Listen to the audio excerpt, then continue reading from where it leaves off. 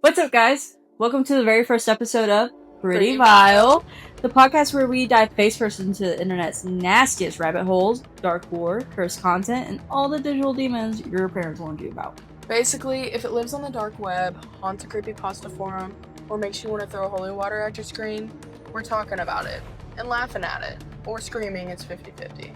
I'm Kylie, the lover of weird history, horror games, and the kind of internet stuff that makes you paranoid to open your front door at night. And I'm Chelsea, your friendly neighborhood skeptic / ghoul, who read 1 too many no-sleep stories and never recovered. Together, we're your cursed tour guides on this trip through the digital abyss. So if you ever Googled what happens in a red room, or wanted to know if there's actually an online black market for souls, you're in the right place. Or if you're just morbidly curious and are too scared to search that stuff up yourself, don't worry, we already sold our sanity for you. Not in any order, but coming up in our first few episodes, we're exposing the truth behind red rooms, going into the insanely gross world of the Cannibal Cafe, and trying to figure out who the heck made Momo's bird-faced head and why she still haunts our phones. So follow, subscribe, turn on those notifications, whatever the cool kids say, and join us every week as we descend into the vile side of the web. This is Pretty Vile, where the content's cursed, but your hosts are cute. Stay creepy. Hey creeps, freaks, and weird internet lurkers. Welcome back to Pretty Vile, the podcast where we surf the deep web so you don't have to. Each week we dive headfirst into the most disturbing corners of the internet, true crime, lore, and legends with just enough sarcasm to keep our brains from melting. Today's episode is not just vile, it's medium rare. We're talking about one of the most infamous dark web forms to ever exist, the Cannibal Cafe. And spoiler alert, this isn't some cute goth coffee shop. This was a real active online community where people talked about their fantasies of being eaten and eating. We'll cover how it started, the psychology behind it, and the actual true crime case that still haunts Germany to this day. If you got a weak stomach, maybe don't eat lunch during this one.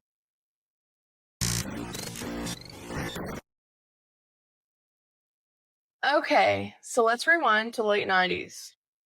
AOL.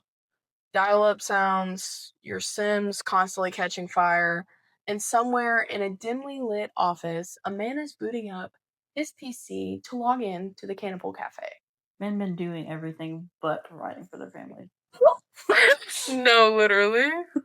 This site started in 1994, which makes it internet ancient, by the way.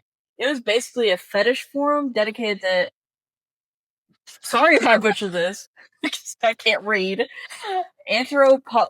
I don't know how to say that. But here's the definition. The act of humans eating other humans. And this wasn't just fanfic or jokes.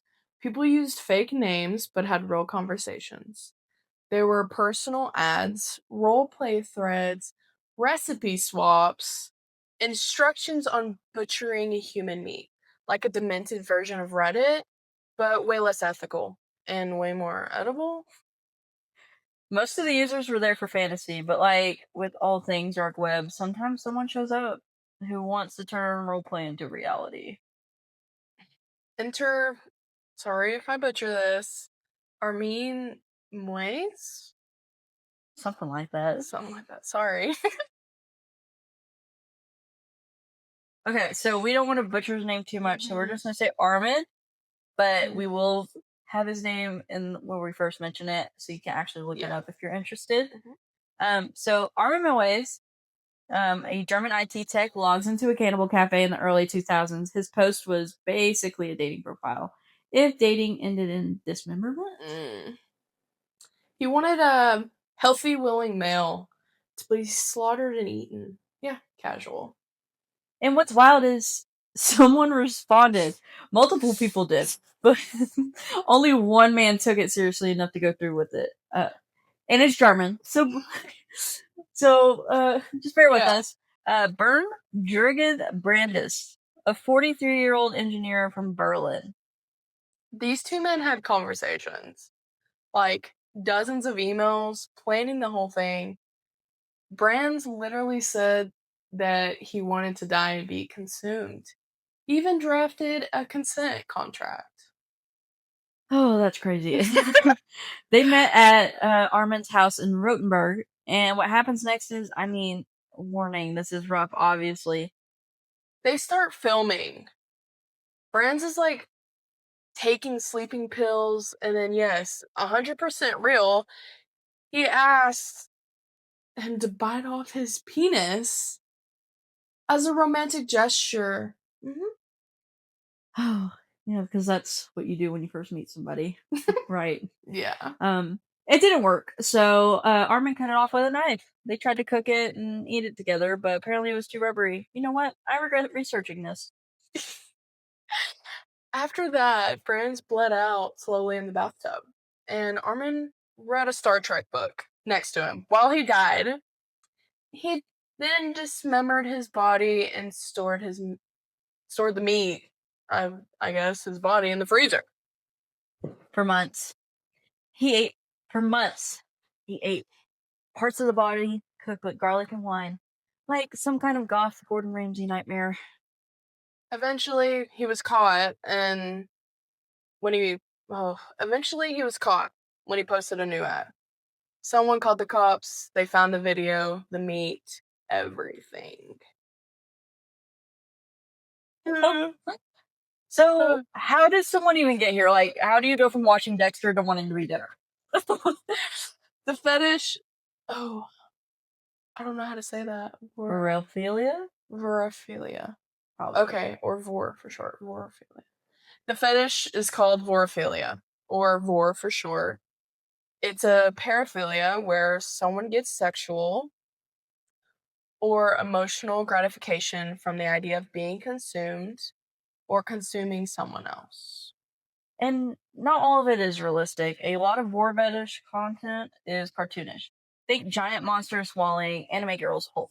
It's a mix of domination, submission, fear, and intimacy. Psychologists think it's tied to a desire to merge with someone or be fully possessed by them, like the ultimate connection. If I eat you, you're literally mine forever. I love my wife, but I'm not making her into tacos, you know? Here's a twist. Arwen didn't get left in prison right away. Sounds about right.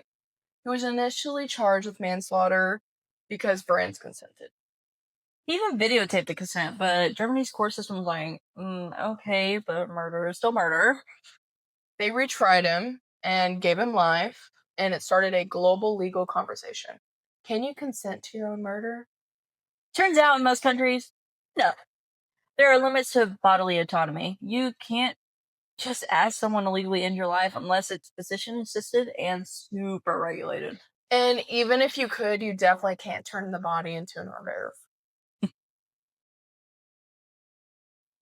After Cannibal Cafe got taken down, you'd think it ended, but the thing about the internet is it doesn't forget or delete. There are still forums. They're invite only, dark web, access only with roleplay servers, private threads, and encrypted chats for meat seekers and voluntary meals.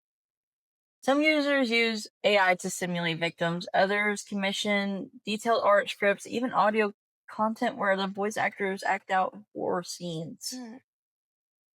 We also found someone trying to 3D print a human meat simulator. So they could practice prep without going to jail. And yes, people have been caught. A UK man in 2015 was convicted for attempting to meet a minor he wanted to cannibalize. The FBI still monitors dark web forums for this kind of stuff. Believe it or not. Okay, that's enough horror for one day. Let's answer some topic-related questions. Would you rather be eaten whole in one bite or chopped up like charcuterie? Girl, what? But okay, charcuterie. I want it to be aesthetic. I'm going whole. I want the drama. Legacy. Next week, we're covering something that sounds fake, but it's 100% real. The Craigslist renter who turned out to be a cult leader. Until then, keep your meat in the fridge and your freak in the DMs. This has been Pretty Vile.